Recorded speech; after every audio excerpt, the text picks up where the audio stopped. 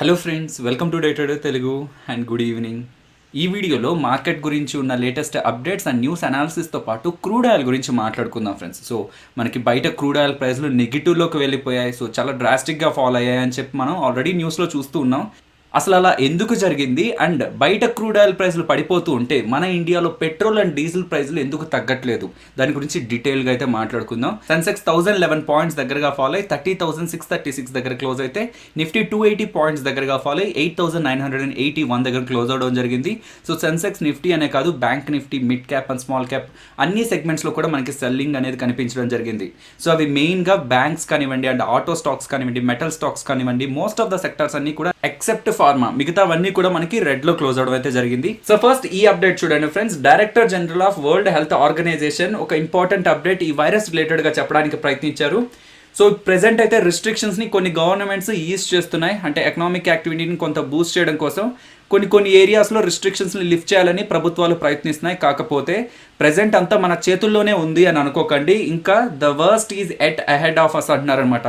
ఈ వైరస్ వల్ల కలిగిన డ్యామేజ్ ఆల్రెడీ అయిపోయింది అనుకోకండి. ఇంకా రానున్న రోజుల్లో వర్స్ట్గా ఉంటుంది సినారియో అనేది, మనం సీరియస్గా లేకపోతే. ఏ కంట్రీస్ అయితే రిస్ట్రిక్షన్స్ని లిఫ్ట్ చేసి కొంత ఎకనామిక్ యాక్టివిటీని ప్రమోట్ చేయాలనుకుంటున్నారో ఆల్రెడీ అంతా కంట్రోల్లో ఉందని మాత్రం అనుకోకండి అనేలాగైతే వాళ్ళు అప్డేట్ ఇవ్వడం జరిగింది. ఇప్పుడు క్రూడ్ ఆయిల్ గురించి మాట్లాడుకుందాం. బయట న్యూస్లో కానివ్వండి and other places of social మీడియాలో డిస్కషన్ ఎలా ఉంది, మనకి క్రూడ్ ఆయిల్ ప్రైస్లు అనేటివి నెగిటివ్లోకి వెళ్ళిపోయాయి. సో నెగిటివ్లోకి వెళ్ళిపోయాయంటే దాని అర్థం మనం పే చేయాల్సిన అవసరం లేదు, బయ్యర్గా సెల్లరే క్రూడ్ ఆయిల్ ప్లస్ దాంతోపాటు మనీ పే చేస్తున్నట్లు అనమాట నెగిటివ్కి వెళ్ళిపోయాయంటే.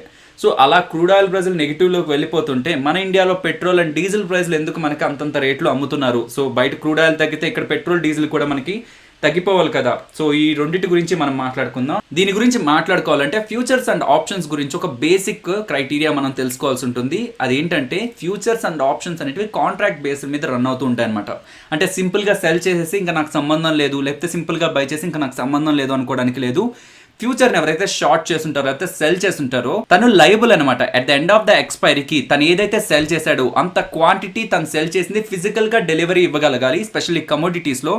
అండ్ ఎవరైతే ఆ కాంట్రాక్ట్ని బై చేస్తుంటాడో, ఫ్యూచర్ని బై చేస్తుంటాడో, at the end of the ఎక్స్పైరీకి తను ఖచ్చితంగా దాన్ని బై చేయగలగాలన్నమాట, ఫిజికల్గా దాన్ని హోల్డ్ చేయగలగాలి.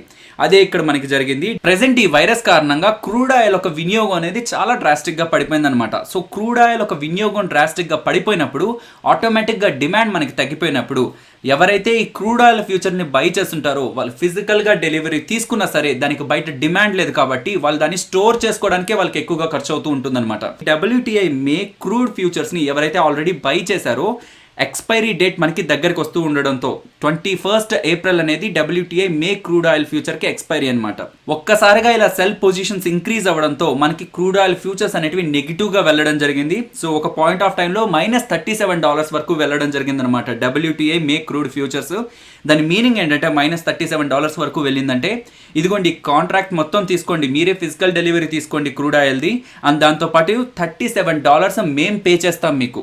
సో సెల్లరే పే చేస్తున్నాడు అనమాట బయ్యర్కి. సో ఏప్రిల్ 21 ఎక్స్పైరీ ఉండడం అండ్ WTI మే క్రూడ్ ఫ్యూచర్స్ని ఎవరైతే కొన్నారో వాళ్ళది హోల్డ్ చేస్తున్నట్లయితే వాళ్ళు ఫిజికల్ డెలివరీ తీసుకోవాల్సి వస్తుంది కాబట్టి స్టోరేజ్ ఇష్యూ అవుతుంది కాబట్టి అది వాళ్ళు సెల్ చేయడానికి ప్రయత్నించారు. సో నార్మల్గా సెల్ చేస్తే బయట మనకి డిమాండ్ లేదు కాబట్టి తీసుకునే వాళ్ళు ఇంట్రెస్ట్ చూపించారు కాబట్టి అది వెళ్తూ జీరోని దాటి కూడా నెగిటివ్గా కూడా వెళ్ళడం జరిగింది. ఈవెన్ $37 దగ్గరగా క్రూడ్ ఆయిల్ ప్లస్ మేము $37 ప్రీమియం పే చేస్తాం, మీరే స్టోరేజ్ని ప్రొవైడ్ చేసుకొని మా కాంట్రాక్ట్ని తీసుకోండి అని చెప్పి సెల్ చేయడంతోనే మనకి ఇంపాక్ట్ అనేది క్రియేట్ అయిందనమాట. సో ఇది once in a life time friends, ఇలా నెగిటివ్కి వెళ్ళడం అనేది. సెటిల్మెంట్ని అవాయిడ్ చేయడం కోసం క్రూడ్ ఆయిల్ని దాంతోపాటు కొంత ప్రీమియంని కూడా అంతకుముందు బై చేసిన వాళ్ళు ఇవ్వడం అనేది ప్రెసెంట్ ఉన్న కండిషన్స్ కారణంగా బయట డిమాండ్ లేకపోవడంతో జరిగిన ఇష్యూ ఇది.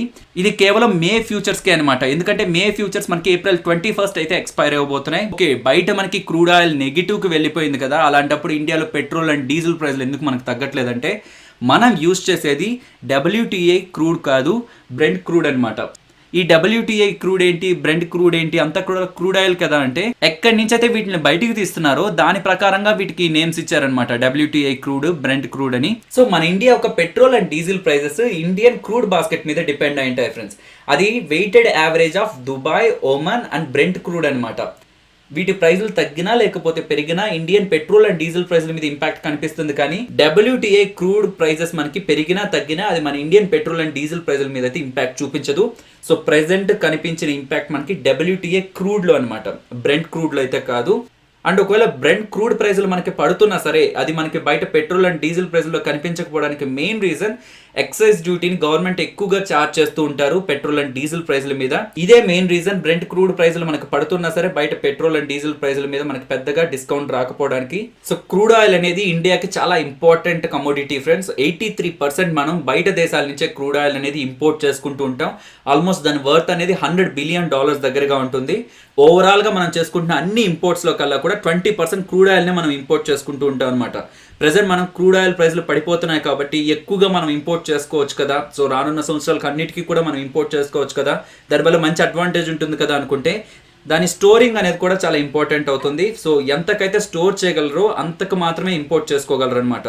కాబట్టి రానున్న సంవత్సరాలు అన్నిటికి కూడా ప్రెసెంట్ క్రూడ్ ఆయిల్ తగ్గింది కాబట్టి ఇండియా ఇంపోర్ట్ చేసుకోవచ్చు కదా అని ఒక క్వశ్చన్ వచ్చినా సరే స్టోరేజ్ అనేది ఇంపార్టెంట్ ఇష్యూ అవుతుంది అన్న విషయం అయితే మనం గుర్తుపెట్టుకోవాల్సి ఉంటుంది. ఇప్పుడు మనం మాట్లాడుకున్న డేటా అంతా ఉంది కదా, ఇది మీకు ఇమేజెస్ చూసినట్లయితే సింపుల్ గా అయితే అర్థమవుతుంది. సో ఎందుకని క్రూడ్ ఆయిల్ ప్రైజులు నెగిటివ్ గా వెళ్ళాయి అండ్ ఎందుకని మన ఇండియా మీద క్రూడ్ ఆయిల్ ప్రైజుల ఇంపాక్ట్ అనేది లేదు అనేది. సో ఈ డేటా అయితే మీకు టెలిగ్రామ్ లో అయితే ఉంటుంది ఫ్రెండ్స్ మన ఛానల్లో. నెక్స్ట్ UBS వాళ్ళు బజాజ్ ఫైనాన్స్ ని డౌన్ గ్రేడ్ చేయడం జరిగింది ఫ్రెండ్స్. న్యూట్రల్ నుంచి సెల్ కాల్ ఇవ్వడం జరిగింది. సో వాళ్ళు ఏమనుకుంటున్నారంటే May 3 కాదు, దాని తర్వాత కూడా లాక్డౌన్ అనేది ఎక్స్టెండ్ అవుతుంది. దాంతో మైక్రో ఫైనాన్స్ కానివ్వండి, అన్సెక్యూర్డ్ పర్సనల్ లోన్స్ కానివ్వండి, స్మాల్ అండ్ మీడియం ఎంటర్ప్రైజెస్ లేకపోతే 2 వీలర్స్కి ఎవరైతే లోన్స్ ఇచ్చారో వాళ్ళకి ఎక్కువగా రిస్క్ అనేది ఉంటుంది. సో ఆ సెగ్మెంట్లో మనకి బజాజ్ ఫైనాన్స్ కూడా వస్తుంది కాబట్టి అంతకుముందు న్యూట్రల్ కాల్ ఇచ్చిన వాళ్ళు ఇప్పుడు సెల్ కాల్ ఇస్తున్నారు. అండ్ అంతకుముందు వాళ్ళు ఇచ్చిన టార్గెట్ ప్రైస్ ని కూడా కట్ చేశారనమాట. 4600 ఇచ్చారు అంతకుముందు బజాజ్ ఫైనాన్స్ కి టార్గెట్, ఇప్పుడు 1600 ఇస్తున్నారు. అరవింద ఫార్మా గురించి మాట్లాడుకోవాలి. అరవింద ఫార్మా ఇంట్రోడే సెషన్ లో చాలా డ్రాస్టిక్ గా ఇంక్రీజ్ అవ్వడం జరిగింది ఫ్రెండ్స్. సో దానికి మెయిన్ రీజన్ US FDA వాళ్ళు యూనిట్ 4 రిలేటెడ్ గా వాలంటరీ యాక్షన్ ఇండికేటెడ్ అని అప్డేట్ ఇవ్వడం జరిగింది అనమాట. సో వాలంటరీ యాక్షన్ ఇండికేటెడ్ అంటే మా సైడ్ నుంచి మేము ఏ స్టెప్ తీసుకోవాల్సిన అవసరం లేదు, అక్కడ ఇష్యూ అయితే ఉంది దాన్ని మీరే సార్ట్ అవుట్ చేసుకోండి అని చెప్పే ఒక ప్రయత్నం అనమాట. సో యాక్చువల్గా మీకు గుర్తున్నట్లయితే ఈ యూనిట్ 4కి సంబంధించి US FDA వాళ్ళు ఆల్రెడీ ఒకసారి వాలంటరీ యాక్షన్ ఇండికేటెడ్ అని ఫిబ్రవరిలో మనకు అప్డేట్ ఇచ్చారు. అలా అప్డేట్ చేసిన కొద్ది రోజులకే లేదు మేము అప్డేట్ని వెనక్కి తీసుకుంటున్నాం, ఇంకా మేము దాన్ని ఫోకస్ చేస్తున్నాం, ఇంకా మా స్క్రూటినిటీలో ఆ యూనిట్ 4 అనేది ఉంది, రానున్న రోజుల్లో మేము దాని గురించి ఫర్దర్గా మాట్లాడతాం US FDA వాళ్ళు అయితే అప్డేట్ చేశారనమాట. సో ఆ పాయింట్ ఆఫ్ టైంలో మీరు స్టాక్ ప్రైస్ ని గమనించినట్లయితే ఇది చాలా ఇంపాక్ట్ చేసింది. సో ఫిబ్రవరిలో అరవింద ఫార్మాకి వాలంటరీ యాక్షన్ ఇండికేటెడ్ అని అప్డేట్ వచ్చిన వెంటనే మనకి చాలా డ్రాస్టిక్ గా స్టాక్ ప్రైస్ అనేది ఇంక్రీజ్ అయింది. బట్ దాని తర్వాత ఏమైంది, US FDA వాళ్ళు ఇచ్చిన వాలంటరీ యాక్షన్ ఇండికేటెడ్ ని వెనక్కి తీసుకొని ఇంకా అది మా స్క్రూటినిటీలోనే ఉంది, మేము దాని గురించి ఫర్దర్ గా అప్డేట్ చేస్తామన్న వెంటనే స్టాక్ ప్రైస్ లో ఏదైతే గెయిన్ వచ్చిందో అది మళ్ళీ మనకి ఫాలో అయింది అనమాట. అండ్ దాని తర్వాత జరిగిన ఈవెంట్స్ తో స్టాక్ ప్రైస్ అనేది చాలా డ్రాస్టిక్ గా అయితే డౌన్ సైడ్ కి అయితే వెళ్ళింది. రీసెంట్ గా ఫార్మా కంపెనీస్ లో వచ్చిన ర్యాలీ అండ్ US FDA దగ్గర నుంచి వస్తున్న పాజిటివ్ అప్డేట్స్ తో లెస్ దాన్ 1 మంత్ లో మనకి 120% అబోవ్ అయితే స్టాక్ ప్రైస్ అయితే ఇంక్రీజ్ అవ్వడం జరిగింది. యూనిట్ 4 అరవింద ఫార్మాకి చాలా చాలా ఇంపార్టెంట్ సేల్స్ నెంబర్స్ అయితే కాంట్రిబ్యూట్ చేస్తుంది. 7 to 8% US సేల్స్ అనేవి కేవలం యూనిట్ 4 కి సంబంధించే ఉంటాయన్నమాట. అంటే యూనిట్ 4 లో తయారయ్యే వాటి మీద నుంచే ఉంటాయి. యూనిట్ 4 మేజర్ గా జెనరిక్ స్టెరైల్ ఇంజెక్టబుల్స్ ని మ్యానుఫ్యాక్చర్ చేస్తూ ఉంటుందన్నమాట. సో టాబ్లెట్ తో పోల్చినా లేకపోతే సిరప్ తో పోల్చినా ఇంకా వేటిలతో పోల్చినా సరే ఇంజెక్షన్స్ అనేది చాలా చాలా చాలా స్టెరైల్ గా ఉండాల్సి ఉంటుంది. ఎందుకంటే IV ఇంజెక్టబుల్స్ అంటే డైరెక్ట్ గా బ్లడ్ లోకి ఎంటర్ అయ్యే ఇంజెక్షన్స్ అనేటివి బ్యారియర్స్ అన్నింటినీ క్రాస్ చేసి డైరెక్ట్ గా బ్లడ్ లోకి ఎంటర్ అవుతుంది కాబట్టి దాంట్లో ఏ మైక్రోబియల్ కంటామినేషన్ కానివ్వండి లేకపోతే పార్టికల్స్ కానివ్వండి ఎటువంటి కంటామినేషన్ ఉండకూడదు అనమాట. కాబట్టి US FDA కానివ్వండి ఈ రెగ్యులేటర్స్ ఇంజెక్టబుల్స్ ఎక్కడైతే తయారవుతుంటాయో సో అక్కడ అన్ని కూడా గుడ్ మ్యానుఫ్యాక్చరింగ్ ప్రాక్టీసెస్ కంటిన్యూ అవుతున్నాయా లేదా, కంపెనీ ఎలా మ్యానుఫ్యాక్చర్ చేస్తుంది, అన్ని స్టెరైల్ గా ఉన్నాయా లేదా అని చెప్పి టైం టు టైం రివ్యూ చేస్తుంటారనమాట. అలా రివ్యూ చేస్తున్నప్పుడు వాళ్ళకి ఏదైనా నెగిటివ్గా ఉందనుకోండి వాళ్ళకి అబ్జర్వేషన్స్ ఇస్తారు, అది మ్యానుఫ్యాక్చరింగ్ కంపెనీకి అయితే నెగిటివ్ అవుతుంది. అలా చెప్తున్నప్పుడు అఫీషియల్ యాక్షన్ ఇండికేటెడ్ అన్నారంటే అది మనం నెగిటివ్గా తీసుకోవాల్సి ఉంటుంది. వాలంటరీ యాక్షన్ ఇండికేటెడ్ అన్నారంటే అక్కడ నెగిటివ్ అయితే ఉంది, కాకపోతే అది మీరే సార్ట్ అవుట్ చేసుకోండి అని ఫార్మాస్యూటికల్ కంపెనీకి వదులుతుందన్నమాట.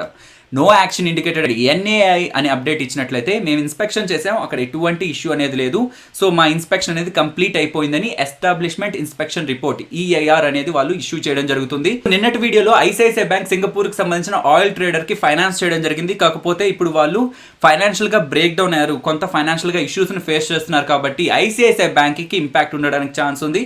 కాకపోతే అది సోర్సెస్ దగ్గర నుంచి వచ్చిన అప్డేట్ అనుకున్నాం కదా, దాన్ని ICICI బ్యాంక్ వాళ్ళైతే కన్ఫర్మ్ చేయడం జరిగింది. అవును, మేము సింగపూర్ బేస్డ్ ఆయిల్ గ్రూప్ కి మేము ఫైనాన్స్ చేయడం జరిగింది. సో దాని రిలేటెడ్ గా ఇష్యూ అయితే కంటిన్యూ అవుతుంది. మేము దాని రిలేటెడ్ గా స్టెప్స్ అయితే తీసుకుంటున్నామని ఐసిఐసిఐ బ్యాంక్ అయితే అప్డేట్ ఇవ్వడం జరిగింది. నెక్స్ట్ ఇన్ఫోసిస్ రిజల్ట్స్ గురించి మాట్లాడుకోవాలి. సో రిజల్ట్స్ అయితే ఎస్టిమేటెడ్ కి నియర్ గానే వచ్చాయి. కాకపోతే స్టాక్ ప్రైస్ అనేది ఈ రోజు నెగిటివ్ గా రియాక్ట్ అవడం అయితే జరిగింది. సో మనకి టీసీఎస్ అండ్ విప్రో వాళ్ళు ఎలాగైతే గైడెన్స్ ని స్కిప్ చేయడం జరిగిందో వీళ్ళు కూడా గైడెన్స్ ని సస్పెండ్ చేయడం జరిగింది. అండ్ వీళ్ళు ఇస్తున్న అప్డేట్స్ లో ఇంపార్టెంట్ అప్డేట్, మేము ప్రమోషన్స్ ని సాలరీ హైక్స్ అయితే ప్రెసెంట్ సస్పెండ్ చేయడం జరిగింది అని చెప్తున్నారు. సో ప్రెసెంట్ అయితే స్ట్రాంగ్ గ్రోత్ ఉంది అండ్ ఫ్యూచర్ లో కూడా మేము స్ట్రాంగ్ గానే గ్రో అవుతాం అని చెప్పే ప్రయత్నం అయితే ఇన్ఫోసిస్ మేనేజ్మెంట్ అయితే చేయడం జరిగింది ఫ్రెండ్స్. కాకపోతే ఐటీ కంపెనీస్ మీద కూడా ప్రెసెంట్ ఉన్న ఈవెంట్ అనేది ఇంపాక్ట్ అయితే చూపిస్తుంది. సో బయట మేజర్ సర్వీసెస్ అన్ని కూడా షట్ డౌన్ అవుతుంటే దానికి సర్వీస్ ప్రొవైడర్స్గా ఉన్న ఐటీ కంపెనీస్ మీద కూడా ఇంపాక్ట్ అయితే ఉంటుంది. అది మనకి ఈ క్వార్టర్లో, సో Q4లో అయితే కనిపించదు. నెక్స్ట్ కమింగ్ క్వార్టర్స్లో అయితే అప్డేట్ అనేది ఉంటుంది. కాబట్టి ఐటీ కంపెనీస్ అన్ని కూడా గైడెన్స్ని స్కిప్ చేస్తున్నాయి అనమాట. సో ప్రెసెంట్ ఈ ఈవెంట్ ఎంతవరకు డ్యామేజ్ చేస్తుంది అండ్ రికవరీకి ఎంతవరకు టైం పడుతుంది, మొత్తం నార్మల్ అవడానికి ఎంత టైం తీసుకుంటుంది, ఇవన్నీ తెలియకుండా మాత్రం నెక్స్ట్ ఎలా ఉండబోతుందో మన గ్రోత్ అని ఎవరు కూడా అసెస్ చేయలేరు. నెక్స్ట్ బంధన్ బ్యాంక్ గురించి మాట్లాడుకోవాలి. సింగపూర్కి సంబంధించిన కెలాడియం ఇన్వెస్ట్మెంట్ వాళ్ళు బంధన్ బ్యాంక్లో వాటాను అయితే పెంచుకోవడం జరిగింది. సో డిసెంబర్ ఎండెడ్ క్వార్టర్ టైంకి 3.39% ఉన్న వాళ్ళ వాటాను కాస్త ఇప్పుడు మార్చ్ ఎండెడ్ క్వార్టర్కి 4.5% అయితే ఇంక్రీజ్ చేయడం జరిగిందనమాట. నెక్స్ట్ జూబిలెంట్ లైఫ్ సైన్సెస్ గురించి మాట్లాడుకోవాలి. రాకేష్ జుంజున్వాలా గారు జూబిలెంట్ లైఫ్ సైన్సెస్ లో తన వాటాను అయితే పెంచుకోవడం జరిగింది. డిసెంబర్ ఎండ్ క్వార్టర్ కంతా కూడా జూబిలెంట్ లైఫ్ సైన్సెస్ లో రాకేష్ జుంజున్వాలా గారికి 3.45% వాటా ఉంటే అది మార్చ్ ఎండెడ్ క్వార్టర్ కి 4.41% కి ఇంక్రీజ్ చేయడం జరిగిందనమాట. అండ్ అలాగే రీసెంట్ టైమ్స్ లో రాకేష్ జుంజున్వాలా గారు టైటాన్ లో తన వాటాను కట్ చేసుకున్నారని మాట్లాడుకున్నాం. డిసెంబర్ టైం కి 6.69% టైటాన్ లో తన వాటాను హోల్డ్ చేస్తూ ఉంటే అది మార్చ్ ఎండెడ్ క్వార్టర్ కి 5.53% వరకు వెళ్ళడం జరిగింది. అంటే మోర్ దాన్ 1% తను టైటాన్ లో వాటాను అయితే తగ్గించుకోవడం జరిగింది. బట్ జూబిలెంట్ లైఫ్ సైన్సెస్ లో అరౌండ్ 1% వరకు తన వాటాను అయితే పెంచుకోవడం జరిగింది. Next Nifty and bank Nifty support and resistance చూద్దాం ఫ్రెండ్స్. సపోర్ట్ 8720 దగ్గర గమనిస్తున్నాను. రెసిస్టెన్స్ ఏ లెవెల్ అయితే బ్రేక్ అయితే నేను కొంత నెగిటివ్ గా ఉంటానని చెప్పాను, ఆ లెవెల్నే ప్రెసెంట్ నేను నిఫ్టీ రెసిస్టెన్స్గా అయితే గమనిస్తున్నాను ఫ్రెండ్స్. అది మనకి 9120 దగ్గర అయితే ఉంది. Bank Nifty support 18900. ఒకవేళ ఈ 18900 కూడా బ్రేక్ అయితే నెక్స్ట్ 18500. బట్ ఆ లెవెల్ కూడా బ్రేక్ అయిందంటే నెక్స్ట్ 17800 వరకు కూడా మేజర్ ఇంపార్టెంట్ సపోర్ట్ అయితే లేదు. నెక్స్ట్ రెసిస్టెన్స్ ఇమీడియట్ గా అయితే 20040. టెక్నికల్ గాను అండ్ సైకలాజికల్ గా కూడా 20000 మార్క్ పైన బ్యాంక్ నిఫ్టీ సస్టైన్ అవ్వడం అనేది చాలా చాలా ఇంపార్టెంట్. నెక్స్ట్ పాజిటివ్ డైరెక్షన్ లో థింక్ చేయాలనుకున్నప్పుడు. సో ఆప్షన్ చైన్ డేటాని ఈ రోజు ఎవరైనా గమనించినట్లయితే రీసెంట్ టైమ్స్ తో పోలిస్తే ఈ రోజు ఇంట్రెస్టింగ్ డేటా అయితే బిల్డ్ అవడం జరిగింది. పుట్ సైడ్ ఇన్ ద మనీలో మనకు అన్వైండింగ్ కనిపిస్తూ అవుట్ ఆఫ్ ద మనీలో మనకు రైటింగ్ కనిపించింది అనమాట.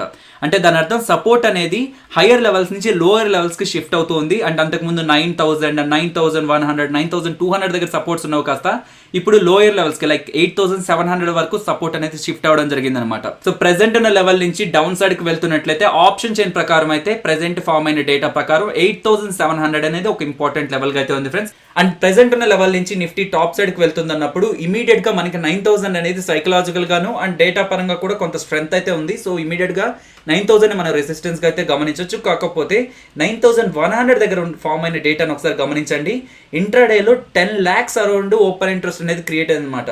సో ఈ లెవెల్ కంటే మార్కెట్ పైకి వెళ్ళదు, స్పెషల్లీ నిఫ్టీ వెళ్ళదు అని చెప్పి 9100 కాల్ అయితే రైట్ చేశారు. కాబట్టి చార్ట్ పరంగా కూడా 9120 అనేది ఇంపార్టెంట్ లెవెల్ అనుకుంటున్నాం. కాబట్టి అరౌండ్ 9100 రెసిస్టెన్స్ మార్కెట్ ఫేస్ చేయడానికి ఛాన్స్ అయితే ఉంది ఫ్రెండ్స్. నెక్స్ట్ బ్యాంక్ నిఫ్టీలో మనకి ప్రెసెంట్ ఉన్నది 19400 దగ్గర. కాబట్టి ఇమీడియట్ గా 19500 దగ్గర డేటా బిల్డ్ అవుతున్నట్లయితే కనిపిస్తుంది. కాకపోతే అది చాలా నియర్ లెవెల్ కదా. సో ఓపెనింగ్ గ్యాప్ అప్ లో ఓపెన్ అయింది అనుకోండి, ఆ లెవెల్ అయితే బ్రేక్ అయితే అవుతుంది. సో 19500 కాకుండా నెక్స్ట్ ఏ లెవెల్స్ ఉన్నాయని చూసినప్పుడు 20000 అండ్ 20500 లెవెల్స్ అయితే మనం రెసిస్టెన్స్ గా అయితే గమనించవచ్చు. అండ్ సపోర్ట్ చూసినట్లయితే ఎక్కడ కూడా ఇంట్రాడే సెషన్ లో మనకి స్ట్రాంగ్ డేటా అనేది అసలు బిల్డ్ అవ్వలేదు, ఇంకా అన్వైండింగ్స్ అనేది కనిపిస్తున్నాయి. బట్ ఓవరాల్ ఓపెన్ ఇంట్రెస్ట్ ని మనం కన్సిడరేషన్ లోకి తీసుకున్నప్పుడు 19000 అండ్ 18500 లెవెల్స్ దగ్గర అయితే మనకి డేటా అయితే కనిపిస్తుంది ఫ్రెండ్స్. సో కింద ఈ లెవెల్ కంటే కిందకి వెళ్ళదు అని చెప్పి ఇంట్రాడేలో ఎవరు కూడా స్ట్రాంగ్ గా రైటింగ్స్ అయితే మనకి చేయలేకపోయారు. బట్ అంతకు ముందు చేసిన రైటింగ్స్ ని మనం కన్సిడరేషన్ లోకి తీసుకొని 19000 అండ్ 18500 లెవెల్స్ అయితే సపోర్ట్ గా అయితే చూస్తున్నా. సో ఫైనల్లీ ఇది ఫ్రెండ్స్ మన వీడియో. నచ్చిందా? సో నచ్చినట్లయితే లైక్ చేయండి. అండ్ ఈ వీడియో మన వాళ్ళకి ఉపయోగపడుతుంది అనుకుంటే తప్పకుండా షేర్ చేయండి. అండ్ మన ఛానల్ని సబ్స్క్రైబ్ చేయనట్లయితే ఒకసారి కంటెంట్ని గమనించండి. కంటెంట్ నచ్చితే ఛానల్ని సబ్స్క్రైబ్ చేసి పక్కనే వచ్చే బెల్ ఐకాన్ కూడా క్లిక్ చేయండి. మరొక ఇంట్రెస్టింగ్ వీడియోతో మళ్ళీ మీ ముందుకు వస్తాను. అంతవరకు టేక్ కేర్. జై హింద్.